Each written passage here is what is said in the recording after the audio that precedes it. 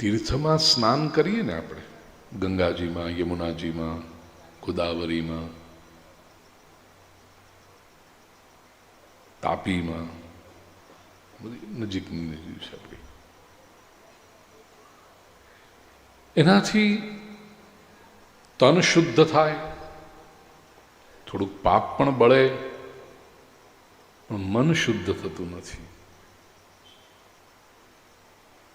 દાન કરીએ તેનાથી પણ પુણ્યમાં ઉમેરો થાય, પણ મન શુદ્ધ થતું નથી. અને જ્યાં સુધી મન શુદ્ધ ન થાય ત્યાં સુધી પ્રભુ દર્શન થતું નથી.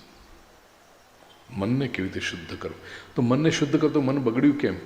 મન બગડ્યું છે કારણ કે મન સંસારનું ધ્યાન કરે છે. મન નિરર્થક વસ્તુઓનું, વ્યક્તિઓનું ધ્યાન કરે છે. તેથી મન બગડ્યું છે. એ મન જ્યારે પરમાત્માનું ધ્યાન કરે ત્યારે જે શુદ્ધ થાય છે, અને શુદ્ધ થયેલા મનમાં જ પરમાત્માનું સ્થાન બને છે.